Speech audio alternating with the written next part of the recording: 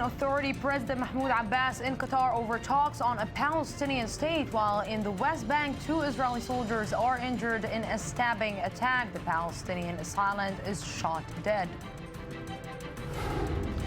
Yemen in chaos. The U.S. boosts aid to the Saudi-led coalition battling the Houthi insurgency in Yemen, while Iranian state media claims 2 warships have been deployed off Yemen's coast. And a geologist lends support to the claim that Jesus and his family were buried in Jerusalem.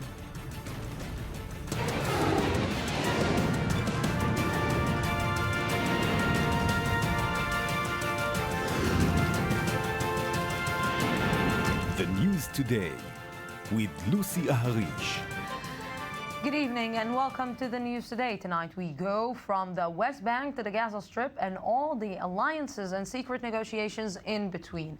In the West Bank this morning near the settlement of Shiloh, a 32-year-old Palestinian, Mohammed Karkaraki, carried out a stabbing attack on IDF soldiers. One IDF soldier was seriously injured and another lightly, who then managed to shoot and kill the attacker. But meanwhile, Palestinian Authority President Mahmoud Abbas was in Qatar. 1 month ago, officials from Qatar met separately with Hamas and Israel, and Abbas has since accused them of working together with Egypt to create an independent Palestinian state in the Gaza Strip. So what's really behind all of it, and is such a Palestinian state on the horizon? Before we discuss this, let's take a look back.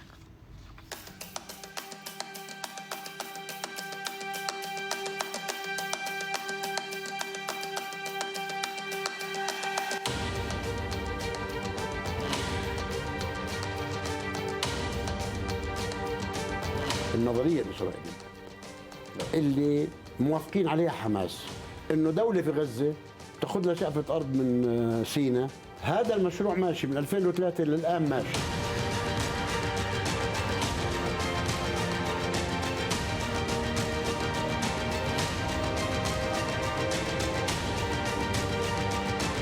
ثم حوار ثم لقاءات ثم حوار ثم لقاءات حتى اليوم.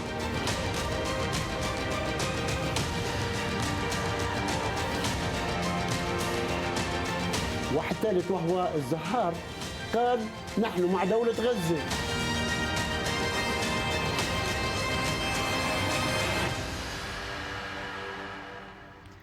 And with me right now in the studio to discuss these matters are Ahmed Ghanem from the Palestinian Legislative Council. Good evening. Thank you very much for coming and welcome back to the evening edition. Thank you.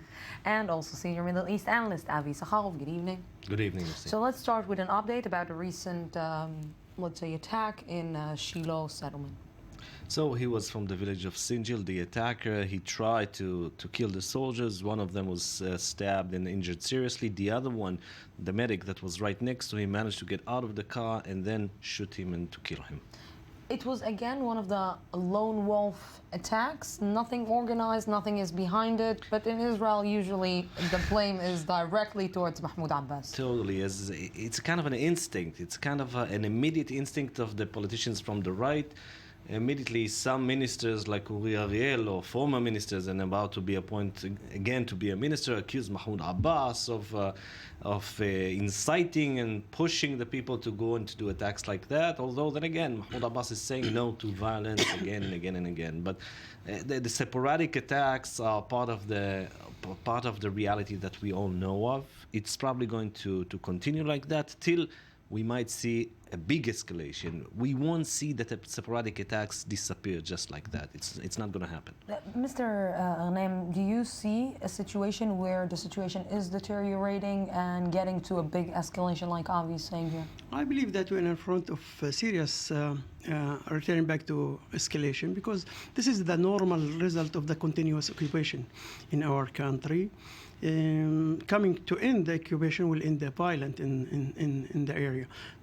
I think the Prime Minister of Israel, the government in Israel, are still working in the same direction to continue their strategy of occupying the Palestinian territory and sieging Gaza to this is a warn. The attack which happened today, it's a warn.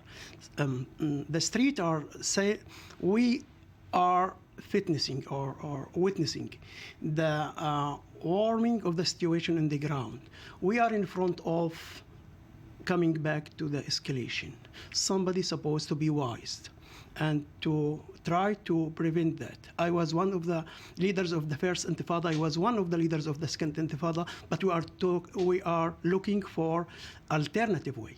If the government in Israel will continue in the same direction, then we are coming back to the escalation. So before we're continuing this discussion more on today's attack in the West Bank, from Eli Ochenberg. Sinajil Junction in the northern West Bank. On this small road leading to the Jewish settlement of Ma'ale Levona, 2 Israeli soldiers were stabbed by a Palestinian Wednesday morning. The attack took place around 10 a.m.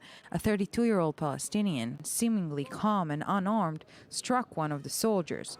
After stabbing him twice in the back, he rushed to the patrol vehicle and managed to surprise another soldier, seriously injuring him.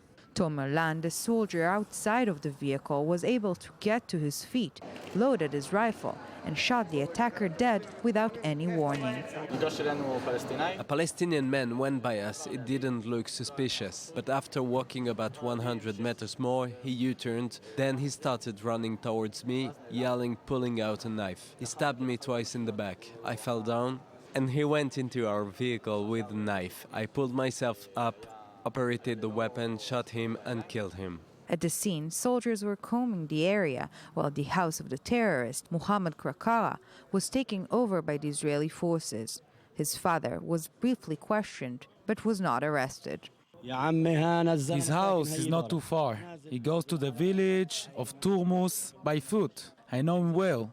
I often give him a ride. He is a decent man who loves his work, who loves life. He never harmed anyone. Shortly after the attack, Krakara's body was transferred to the Forensic Institute of Tel Aviv. In order to try to understand his motive, an investigation was opened with the assistance of the Shin Bet, Israel's internal security service. You know, Ari, it's strange that they want to open an investigation to understand the motives when the motives are really clear. The lack of maybe money, the deteriorating economy in the West Bank, not paying the salaries, the tax money that was halted by Israel, and etc., and getting back and taking the money and giving it back to Israel after taking from the money. All these things are big warning signs of no need for investigation, just need to read what is happening on the ground. Look, I think that what they will try to do is to get into the details of this specific attack, because we don't know what were the real motives of this specific man. He's not as young as we used to see the different attackers. He's 32 years old. It's not the average, I would say, attacker or a terrorist, but I guess that the police will try to understand, was he being incited by someone? Was he being pushed by Hamas, Fatah, I don't know whom. Bottom line, then again, just like you said, just like you mentioned, just like Said Ahmad mentioned before, this is the current situation. I think that the Israeli government is ignoring here the reality and is trying whatever is possible to keep the status quo as it is in the West Bank, while trying to talk to Gaza in order to keep the situation as it is over there, also building a kind of a new status quo with Hamas and keeping things quiet in the West Bank. If we're touching this subject, this very sensitive subject of the Gaza Strip and what is happening right now in the Gaza Strip, Mahmoud Abbas is right now in Qatar trying to understand what? Trying to understand that maybe he's out of the game. He is out of the game, but maybe Israel's trying to establish a Palestinian state in the Gaza Strip and just keeping him out of it. It's not the issue of President Abbas. The legal leadership of the Palestinian people will never be out of the game. And I think we have many differences with Hamas, and we are trying to to have a way or to find a way how to fix those differences and to come to. It's not only to fix these differences. According to what we are understanding or what we are hearing, is that Hamas is not even speaking with Fatah anymore. Hamas is going and doing some negotiations with Israel through Egypt and maybe with the help of Qatar. And this just puts Mahmoud Abbas in a really, really, really difficult situation. Maybe going and doing all these unilateral moves in the international community, in the diplomatic arena. Maybe Hamas doesn't agree also about these unilateral moves. Look, believe me, Hamas have differences with Egypt more than the differences that they have with us. And I think they are in critical crisis, and they try to take the issues outside of Gaza and try to maybe to open a different channel, maybe secret channel with Israel, with the American, with Europe, with different countries. This will not help anybody. You will never see state of Palestine only in Gaza. You will never see this because the Palestinian people are unified, the legal leadership of the Palestinian people are unified, and it's our destiny. Our destiny is to work hard for the reconciliation between Fatah and Hamas. The leadership, which leadership is unified? Which leadership is united? The leadership in the West Bank or the leadership in the Gaza Strip, or these two leadership that are not able I am talking about the legal structure of the leadership. We have a legal structure. We are not talking just about functions. We are talking about the legal structure of the Palestinian National Authority and PLO. We have legal structure. No, the fact that we have two main powers in the ground, Fatah and Hamas, and we have another little groups with different ideas, but it's a destiny of the Palestinian people to have to continue the dialogue till achieving the reconciliation back and to unify the Palestinian system back and to come back to one unified leadership in West Bank and Gaza. I can understand the anger of President Abbas because the announcement is coming from Hamas. I want to show our viewers the anger of President Mahmoud Abbas. Before we are discussing further, let's hear what Mahmoud Abbas had to say 2 weeks ago with strong words accusing Hamas and Israel of negotiating over the Gaza Strip. هذا المشروع ماشي من 2003 للآن. This plan has been ongoing since 2003, and I challenge anyone to prove that there aren't secret negotiations between Hamas and Israel. بين إسرائيل وحماس. في حوار. There is a dialogue between both sides. I stress, there is a dialogue and there are meetings to this day. حتى اليوم بدهم النظرية الإسرائيلية. Hamas already agrees to this Israeli point of view, and I'll explain how. We're talking about a state in Gaza with a piece of land from Sinai. تاخذ لها شقفة أرض من سيناء وبتتذكر. This isn't just discussions. There has been concrete actions. If you remember, a few years ago, there were caravans in Sinai ready to transfer Palestinians there. مشان إخواننا المساكين الفلسطينيين. I saw a lot of interviews with Mahmoud Abbas. I think that this is one of the... He's angry. He is really angry, and it seems that he is fed up. He's fed up with everyone, discussing and negotiating and doing all these deals behind his back, and it seems like he is just on the wall and is not able to do anything. Look, President Mahmoud Abbas had on his agenda a solution, two-state solution. And he sees in front of his eyes how this solution is becoming completely irrelevant. On one hand, there's the Israeli government that is doing everything possible on the ground to dismantle the idea of two-state solution, building more and more settlements. I would like to see if at some point we'll get even to the solution of two-state solution, how can someone make this happen with all the settlements around? And at the same time, with Gaza Strip. Now, with all the respect, I have to say, in reality, on the ground, we are facing three-state solution right now. Gaza is separate. Yes, there are ongoing negotiations, but for the meanwhile, Hamas is leading Gaza. Hamas is doing everything that it needs to do and understands that it wants to do in the Gaza Strip. There's no Palestinian Authority over there. Now, it is right that in the last couple of months, there are negotiations between the PA and Hamas and other elements in order to solve this issue and to go for reconciliation, to pay the salaries of Hamas, and etc., etc. But at the same time, Abbas understands that Hamas is managing kind of a secret channel with Israel about a long-term Tadia. Now, I don't agree with the idea of founding a state with part of Sinai. Egypt is not going to give any part of Sinai to Hamas's hands. But the idea exists over there. You know, there's a Qatari envoy going from Israel into Gaza Strip with the bless of the IDF, the bless of the Israeli government, crossing Erez checkpoint in order to discuss with Hamas's leadership a long-term Tahdia. I want to join to this conversation with us on the line is the Major General in the Reserves, Giora Island, the former director of Israel's National Security Council and senior researcher at the INSS. Good evening. Thank you very much for joining us. Good evening. Mr. Island, you pushed this idea of a Palestinian state in the West Bank and a separate one in the Gaza Strip. Do you think that this is something that actually can work to drop the idea of two-state solution and at the end to go for a three-state solution that maybe won't work out with anyone? Now, let's try to clarify certain things because there is a lot of confusion. Okay. First, what is happening in Gaza in the past 9 years is actually a creation of de facto a state. Now, it was not done by Israel. It was done by the Palestinians themselves. And Gaza is de facto a state because it does enjoy all four characteristics of a state.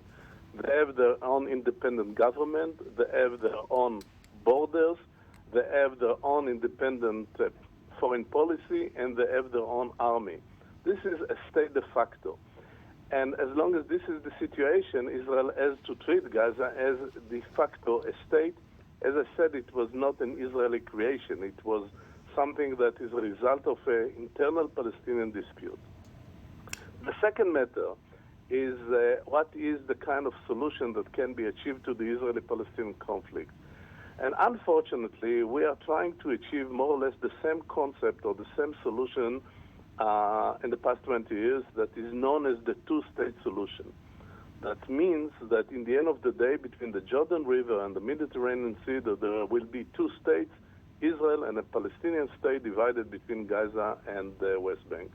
Now, this solution does not work. It does not work because of many reasons that I'm not sure that we can elaborate about that. But one of the reasons is because the territorial dimension creates a lot of problems. And no matter how exactly you divide this very narrow strip, you will find both sides, Israelis and Palestinians, not satisfied. So one of the potential additional elements to the Israeli-Palestinian solution would be to use other territory, and I can speak about Sinai, for example. It could also be Jordan, for example, and to have not only a bilateral agreement, but a quadrilateral, or if you want, multilateral solution. Yeah, but it's this multilateral solution. I'm trying, for example, to think right now about what is happening in Israel, for example, in a case that, there is maybe a Palestinian state that dividing Israel between the north and the south. Do you really think that the people in the north won't want to be united with the people in the south of Israel because there is a territorial land passing in between and telling them, listen, now you're two separate people, you have two different states, and this doesn't work. I don't see it in my mind how the Palestinians are going to agree for two states instead of one. Because it's also about a narrative. It's also about the feeling of being part of one people.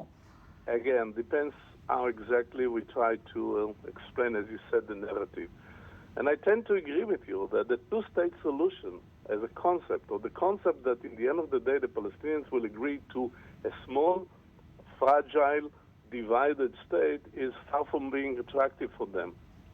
And I can even say, and this is one of the problems of this conflict, the Israeli-Palestinian conflict, that most of the Israelis believe that the Palestinians do not really want to reach only this very limited solution, but they do have some other intentions in regard to the future. And as long as this is the situation, this is one of the reasons why it is so hard to achieve a solution to the problem. The only thing that I tried to say when I spoke about using Sinai and other territories is that besides many, many other problems, there is at least another problem, and this is the territorial dimension. And the only way to satisfy, in a way, both sides is to include more territory as a territory that can be discussed. Yes, Mr. Major General Giora Island, I'm just trying to imagine if right now the Egyptians are not willing to even open the Rafah crossing, I don't understand how they're going to give them a land. But there is no connection between this element and what I'm saying. And again, it is not something that on the phone or on the radio on yes, the TV of course, I can explain. But if we speak about multilateral solution, I can assure you that those who are going to benefit it more than anyone else are the Egyptians. Now it needs more time to explain, and I cannot do it. Mr. Island, I will be happy to bring you here to the studio and to discuss this a little bit further with you. Thank you very much for this conversation. You're welcome. Two-state solution is so enough. It's funny to talk about three-state solutions. Look, I'm from Fatah, but I am ready to leave the authority for Hamas if we are talking about a three-state solution. I think in the mind of Israel, they are talking... By the way, they will be happy to take this challenge. Okay, I'm accepting that. I'm saying the homeland is more important than authority. I'm talking about the homeland. I'm not talking... The authority is a tool. It's not a goal. It's a tool. And those differences supposed to come to its end. I know within Fatah, we will have many ideas how to end it. From my point of view, the homeland is more important than the authority. Yeah, so I am ready to leave the authority for the homeland. These things that you are saying are you know, it's very national and it's very brave in one way or another. But you know, it seems that maybe you're saying it's a matter of a homeland, not about authority. But it seems that for Hamas, it is a matter of authority. It is a matter of being political fraction in the Palestinian people. It is about having the power. If it wasn't about having the power, they would have had no problem that Fatah will control right now the Gaza Strip. Let me explain something important. First of all, Gaza have no elements for a state. It will never be a state because there are no elements for having a state. There are. According to its space, according to the population, many elements. On the other hand, in the mind of some of the leadership, they have some interest to have their independence, a chance for leading the Palestinian people within Hamas. But if you are going deep to the ground, the members of Hamas in West Bank will never accept to have separate state in Gaza. Members of Hamas will never accept to have separate state in Gaza, not just Fatah. I know that deeply. With continuous contact with those people, I know what they have in their mind. They will never accept this. Will they never accept it? Yeah, I don't think that they will accept it. By the way, the General Giora Island, Major General Giora Island, is the one that's been mentioned again and again by Mahmoud Abbas himself. I heard on a couple of occasions Mr. Mahmoud Abbas, the president of the PA, mentioning the name of Giora Island as the one who initiated the idea of building this state of Sinai. And this is exactly the idea that he was talking about during this interview that he made.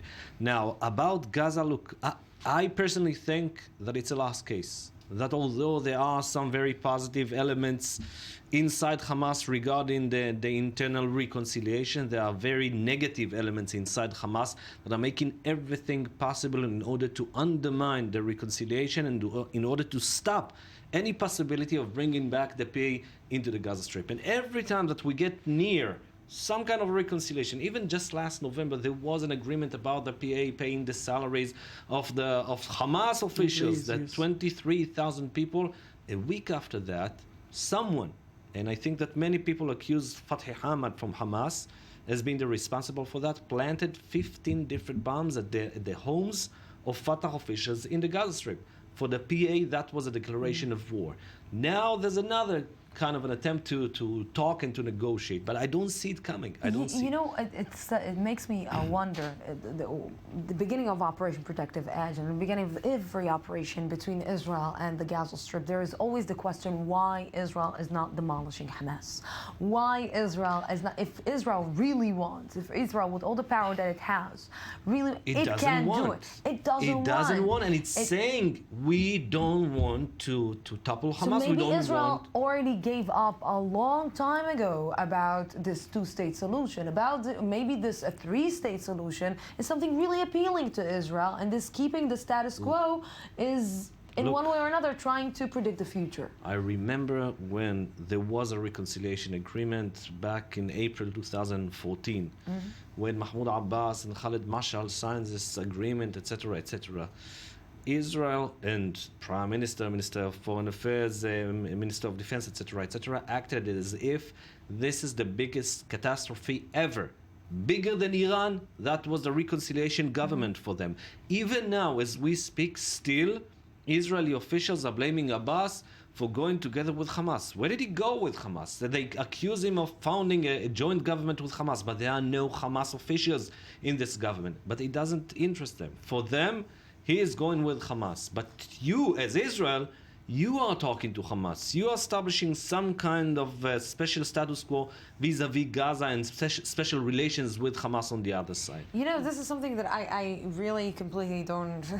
it's so cynical that it's unbelievable. It looks like the Israeli-Palestinian version of the House of Cards. Exactly. Really. And my question is, can Benjamin Netanyahu want to say, can Mahmoud Abbas really cope with these sneaky, maybe diplomatic moves? Maybe he is not mature enough yet to deal with these moves.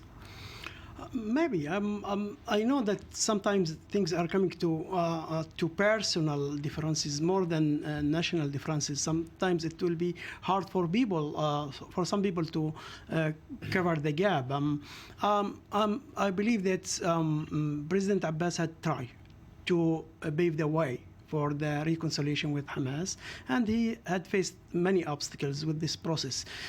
Israel is playing very negative role in this process, and they are working hard to prevent the reconciliation between Fatah and Hamas.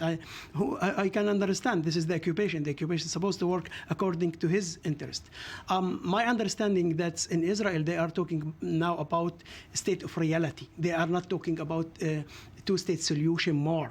Netanyahu himself had announced that, and he said that in my next government you will never be a Palestinian state. They had changed the mind, changed the direction.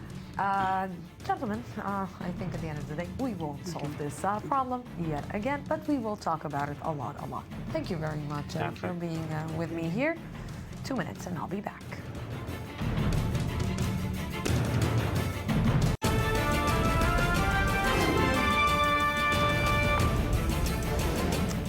Palestinian Authority President Mahmoud Abbas in Qatar over talks on a Palestinian state, while in the West Bank 2 Israeli soldiers are injured in a stabbing attack. The Palestinian assailant is shot dead. Yemen in chaos. The U.S. boosts aid to the Saudi-led coalition battling the Houthi insurgency in Yemen, while Iranian state media claims 2 warships have been deployed off Yemen's coast. And a geologist lends support to the claim that Jesus Christ and his family were buried in Jerusalem.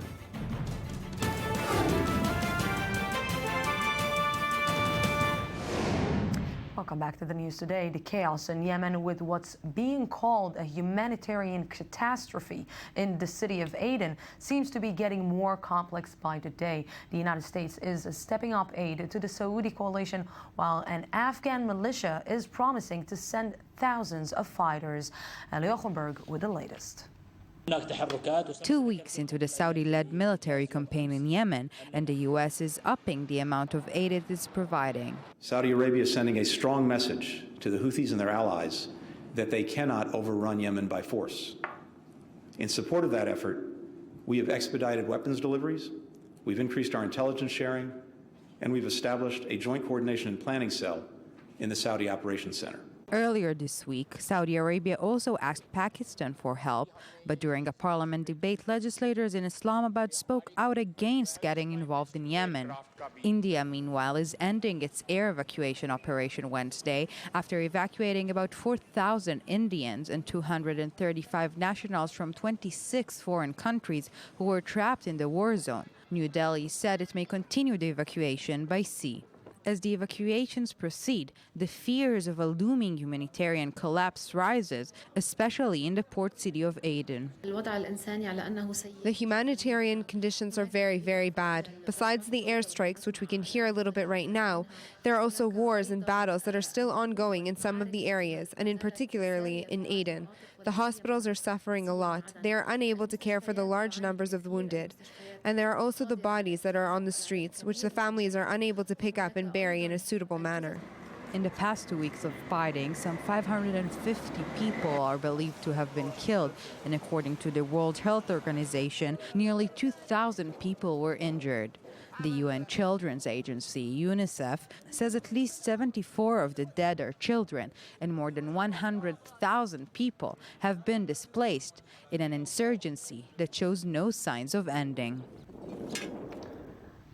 To understand what exactly is going on is senior Middle East analyst Ali Waked here in the studio. Good evening. Thank you very much. Good evening, Lucy.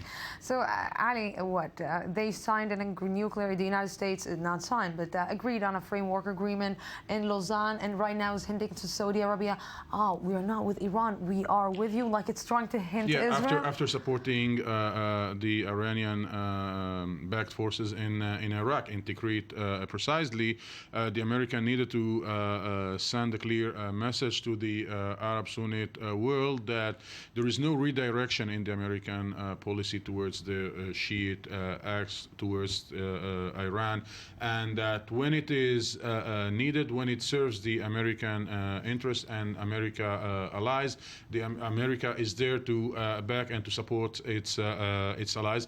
And Lucy, today we heard this news about America supporting the Arab coalition. On the other hand, the Iranian Navy moved toward the Gulf of Aden, which shows that for the moment the situation is going for further confrontation. You know, I'm trying to understand what is standing behind all this. Of course, a lot of interests. Of course, they want to be okay with the world, but you cannot hold the stick on both sides and say, okay, now I'm going to help you, and I'm going to help you, and I want to be okay with everyone, but you cannot do it. This is exactly what the United States is trying to do in the last couple of years, and this is why the United States foreign policy in what concerned the Middle East failed time after time to choose the right horse. When you try to choose forces who many times are contradictory, have contradictory interest, you lose. And this is why nobody is taken into serious this American intervention in Yemen. At the same time, when the Americans are consolidating the regime in Iraq that is doing everything in order not to. And what? The United States got out of Afghanistan, and now Afghanistan is helping the United States and Saudi Arabia to fight. What is going on? What's going on is that the State Department, the White House did not make their mind what should be their policy in the Middle East. The Americans are trying to deal with local problems and not to establish a strategy. Pax Americana in the region, they are trying to support the strongest side. When it is the case in Iraq, they chose the Iranians. In Yemen, for the moment, they are judging that the Arab coalition will win this confrontation, and they are betting on the strong horse at each conflict. You know, it's amazing. People are saying that Iran is like a loose cannon in the Middle East. It seems that the United States is like a loose cannon in the Middle East. Ali Waked, thank you very much for this. We're going to another place that has a lot of chaos. The Yarmouk Palestinian refugee camp is still under siege a week. Most of it was taken over by Islamic State extremists. PLO officials were in Damascus today and discussed possible cooperation between the Palestinians and President Bashar al-Assad's forces to stop the situation in the camp from deteriorating even further. I-24 News reporter Uri Shapira has more. Islamic State militants captured the Yarmouk camp 1 week ago, and now the situation is becoming increasingly dire inside and outside this Palestinian refugee camp on the outskirts of Damascus. Syria's reconciliation minister called Wednesday for a military operation to expel the militants as he met Palestinian officials in Damascus on an emergency visit. In fact, a military intervention has started already, and the army and other forces fighting in the camp have made important advances. But as the fighting continues, more and more horrific evidence is seeping out the camp. We heard that they are breaking walls and there were clashes. We did not know anything. When they became closer, they said that Islamic State are killing women and children. We could not see them, but we heard that they are beheading all young men. Earlier this week, the UN Security Council demanded humanitarian access to the site, home to around 18,000 Palestinians. The members welcomed UNRWA's efforts in protecting and assisting Palestinian refugees and the need for providing UNRWA with the necessary resources to carry out its mandate in Syria. Only a few hundred people have managed to flee the besieged camp, which now teeters on the edge of a humanitarian disaster. And with me right now online from Istanbul is Syrian journalist Aboud Dandashi. Good evening. Thank you very much for joining us. Hello, good evening. So, Aboud, try to explain to me, because I don't understand. Bashar al-Assad has been maybe involved in one way or another, involved in slaughtering hundreds and thousands of people. Is it reasonable, possible, in one way or another, that the Palestinians really wants to cooperate with the Syrian regime to prevent the slaughtering of people from the Yarmouk camp? I don't understand this. Well, the Syrian regime has always had its own proxies among the Palestinians. And for a while now, the Assad regime has been pressured, has been under immense military pressure in the south of Damascus. There was absolutely no way that ISIS could have gone into Yarmouk, which has been besieged for 2 years now by the regime. I mean, we have seen the pictures coming out of Yarmouk for over 2 years now. Bread, electricity, water cut off for years and months. There was no way that ISIS could have gotten their heavy weaponry into the area without the cooperation of the regime. It is just absolutely impossible. So what you're saying is that ISIS is cooperating with Assad? Oh, absolutely, definitely. Assad has been under immense pressure militarily in the south of Damascus for a while now. For ISIS to take over Yarmouk is as good as the regime marching in there themselves. You know, what I'm trying to understand, so what is the interest of the regime from this, that the Palestinians are coming and trying to ask for help? Well, like I said, the regime has always had its proxies among the Palestinian groups, even from the days of Hafez al-Assad. The regime has not been able to mount any successful operation in the south of Damascus in that area for a while now. The ISIS has been based in Hajar al-Aswad, near regime areas for a while. They chose to attack Yarmouk, even though their positions are not adjacent to Yarmouk. It's a very strange decision, militarily speaking, on the part of ISIS, and they could not have done it unless there was cooperation between them and the regime. Absolutely. So what do you think that, you know, like you said, the situation has been really bad for a long, long time. So what is this delegation asking for? How it can get better in this refugee camp if it's all over Syria, the situation is pretty horrible? Oh, it's even worse for Palestinian Syrians. It's even worse. I mean, Syrians could, until recently, go to Lebanon or Jordan. Those countries will not take in Palestinian Syrians at all. So for any Palestinian who wants to leave the Yarmouk area, the only other realistic option for them is another part of Syria. Mr. Aboud Dandashi, thank you very, very much for explaining this complicated situation to us. Thank you very much. Thank you very much. In Syria, a dangerous skin disease is spreading rapidly and reportedly affecting hundreds. The continued fighting in the city makes it impossible for patients to receive medical care. But the disease is also affecting terrorists on the Islamic State group, who have found an unlikely enemy in the deadly skin condition. Ayman Siksik and Nisreen Ibrahim explain. Some viewers may find these images a little bit disturbing. The self-proclaimed Islamic State capital of Raqqa in Syria is currently in the throes of an epidemic, and a number of members of the Islamic State have reportedly been infected. Efforts are being made to prevent the further spread of the Leishmanian skin disease, which is highly contagious. Although organizations began work to combat the disease, this became impossible after IS is claimed to have closed down their city offices. IS also confiscated equipment and arrested officers trying to help fight the condition, which can be deadly.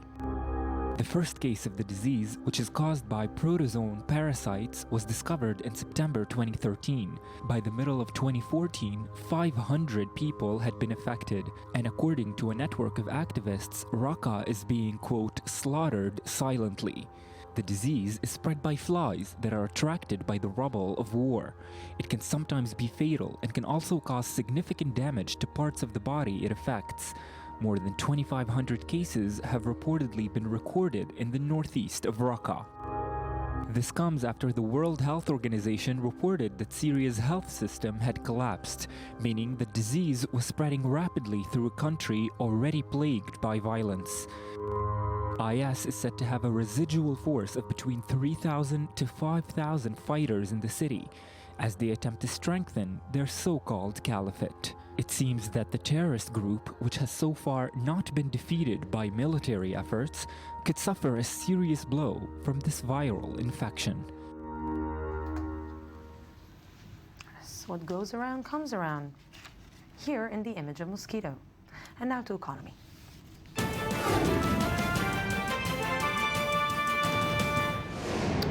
And with me right now is the host of the I-24 News Economy Magazine, Binyamin Chong Al-Fares. Good evening. Good evening to you, Lucy. Greece again. Greece again, and it's going to keep on coming back. Yes. But Greece going and asking for help from Russia? So they made very clear that, they're not going to ask for money specifically, but it's very, it's curious that they would actually plan it the day before 450 million euro is due to the IMF. Really? No. Which they've made very money. clear that, well, if we have to choose between defaulting on the IMF and their creditors or defaulting on their people who put us here, it's a no-brainer. So which is what? curious. They're looking for options?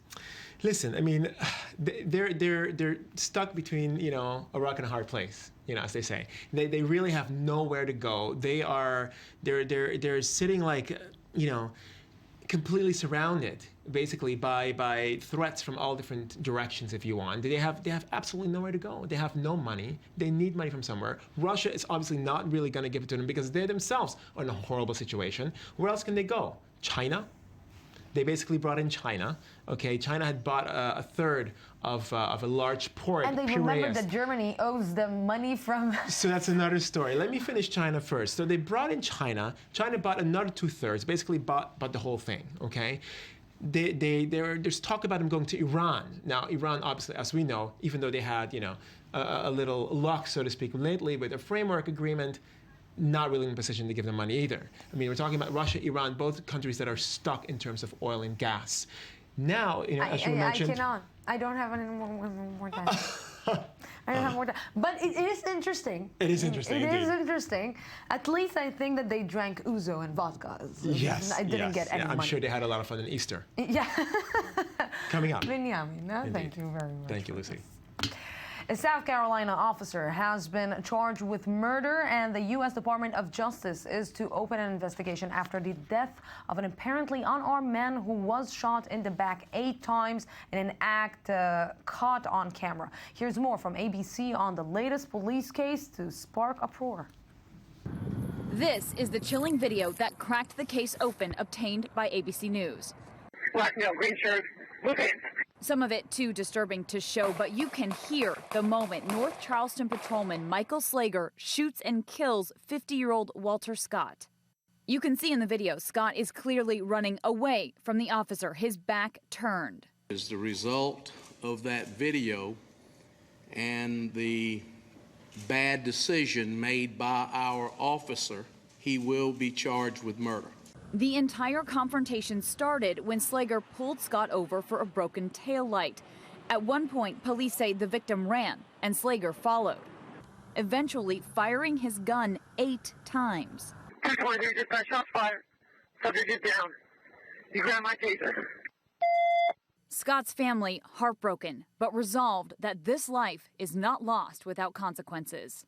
He needs to know that that wasn't an animal that he killed. He was my son. The police chief clearly shaken by what he saw on the tape. I think that all of these police officers on this force, men and women, are like my children. So you tell me how a father would react to seeing this child do something. Now Slager is in custody, and the state's top investigators are in charge. Republican Senator Rand Paul is spending his first full day as a presidential candidate meeting with voters in the key state of New Hampshire. His candidacy didn't come as a big surprise, but can he surprise the GOP and capture the mainstream Republican vote? Shai Ben-Ari explains. Today, I announce with God's help, with the help of liberty lovers everywhere, that I am putting myself forward as a candidate for President of the United States of America. With that, Kentucky Senator Rand Paul has become the second Republican to officially join the race for the White House. Paul is a unique figure in the Republican Party, in many ways the inheritor of his father, Ron Paul's legacy, as the most prominent voice of the GOP's libertarian wing. We've come to take our country back from the special interests that use Washington as their personal piggy bank. No friend of corporate interests, Paul's major challenge will be to win over the Republican establishment. Not an easy task, as his non-interventionist views on foreign policy mean he is closer to Barack Obama than to George W. Bush when it comes to the U.S.'s role on the global stage. The interventionist clamor for boots on the ground. We should remember they were wrong about Iraq. They were wrong about Libya. They were wrong about Syria. Paul also has support amongst the Tea Party electorate, where his anti-big government stance is popular, though he is not as extreme as fellow GOP candidate Ted Cruz, for example. The senator's major asset is his ability to win over centrist votes, with a number of polls showing he could do better against Hillary Clinton in a national election than other prospective Republican candidates, like Jeb Bush and Chris Christie. Still, it will be a long, hard fight to be on the ballot in November 2016. And we will talk about more about the race to the White House on the Daily Debate. But before, now to sports.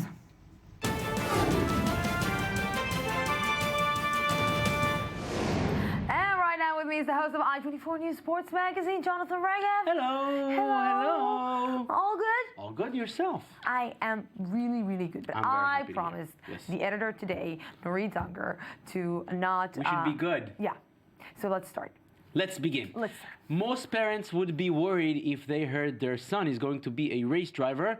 For Mick Schumacher, who's the son of Michael Schumacher, maybe that's the way to help his father. Yes, he's recovering from that terrible skiing accident he went through a year ago.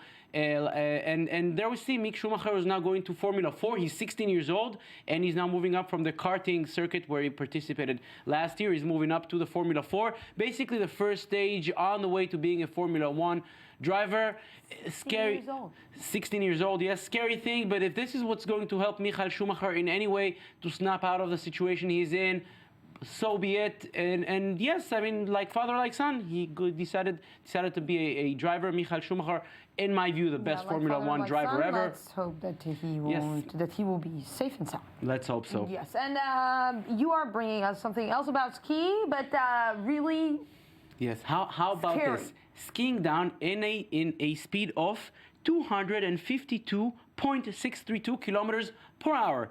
That's what Simone Origoni from Italy did, and he broke the world record, his own world record, because he also held the previous one. There we see him, no artificial thing at all, skiing down 252 kilometers per hour. That's way faster than any car can drive. Yeah, if you're going like with it's very faster fast. than my car. It's twice as much as faster than your car when you drive How do fast. you stop yourself at 252? I don't know, but he stopped. How? And you stop. Yes. So is something else? Indeed. I always like to bring these bizarre sports. I do it again. Have you heard of snow volleyball? No. It's the little and colder sister of beach volleyball. Volleyball on the snow. They do not wear the bikinis when they play it on the snow. My question is, well, how do they dive? If you have to dive to save a ball, do you do it on the snow? The answer is yes. The cheerleaders are wearing almost the same outfit as they do in the beach and in normal volleyball. The Polish duo, they won the men's event. The Austrian duo, which also hosted this tournament, they won the men's event. God. Oh my God, yes. The information. What I will do with this information in my life. My head is full of unuseful information. That's what I'm here for. You know what I will do after you will go? What will it be? I will do yes. And it will That's how you stop when you ski fast. Jonathan Regev, thank you. Thank you. Wish you from here. Yes.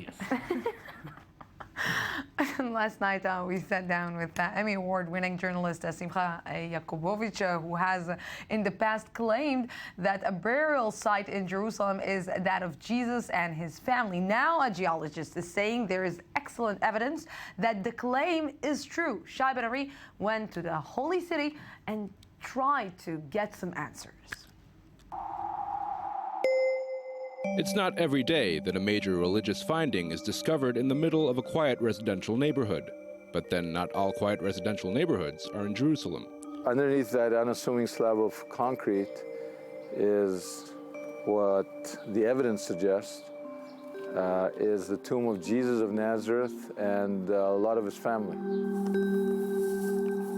Discovered in 1980, the tomb contained a number of ossuaries, ancient burial boxes, inscribed with the Hebrew names for Jesus, son of Joseph, Mary, Marianma, and Judah, son of Jesus.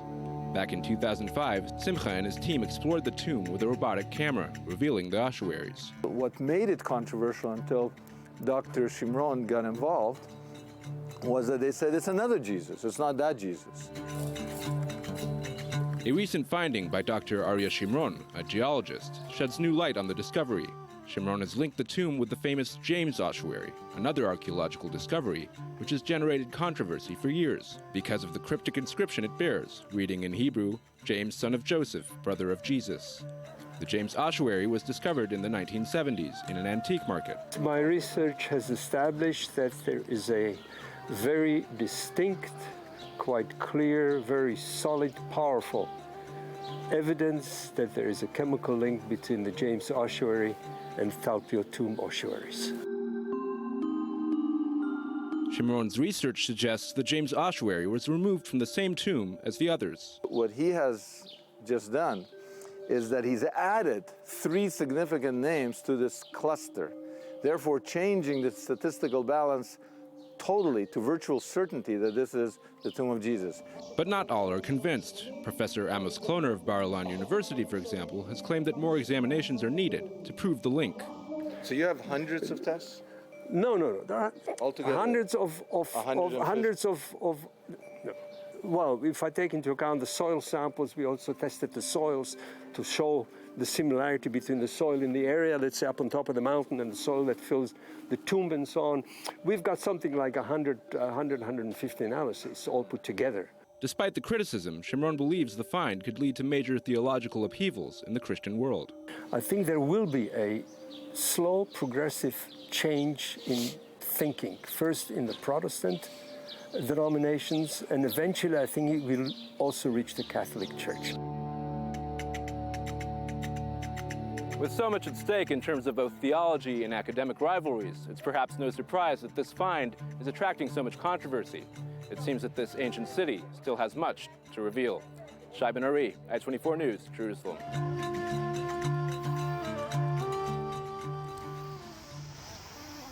Another Jesus, another Moses, and another Prophet Muhammad, and everything's good. All the problems are solved, right, Ayman? Well, Lucy, let's not take it that far, but moving from Jesus to a slightly younger religion, Okay. Islam. Islam. Today, younger, but it's the younger and more aggressive brother, you could say, the spoiled one. Tonight, we're talking about Ayaan Hirsi Ali, a very famous and important writer and politician from Somalia originally, who sought refuge in the Netherlands and later in America. Before we talk about this book, I want to show you a short interview that she said, a short segment from an interview that she gave in 2008, explaining a little bit about her views of Islam. Let's watch. Girls, women in Holland, in Europe, in the name of Islam, are beaten. They're removed from school. You have to speak out against it. You have to say you can't do it. And when I did say that, the victims and the perpetrators said, but it's our religion. The principles of liberal democracy, the principles of freedom, are far more precious than the principles of Islam. Islam is not compatible with democracy, but Muslims can live in a democracy. Wow. Strong words there from... Strong words and very brave woman. Very brave and very controversial, both to the extremist Muslims for obvious reasons, but even for those who we call moderate Muslims. Because in her view, in this book today, Why Islam Needs a Reformation Now, she says that it's all wrong when we say that this is a minority, that the extremists are not really representing Islam. She says that there's a fundamental problem with Islam itself, that it's a violent religion, and that the only way to move past this violence is to reconcile Islam with modernity and modern values. You know, by the way, Abdel Fattah al-Sisi said it just a short while ago, which means that she has someone in the Middle East that agrees with her. Well, maybe he could give her a position in the PLO. Give her his number, usually. Ayman Sikzik, of course, we're going to see you just in a short while in the Daily Debate. Thank you very much for this. Always a pleasure. We're going out for a small break, 2 minutes, and I'll be back for the Daily Debate. Don't go anywhere.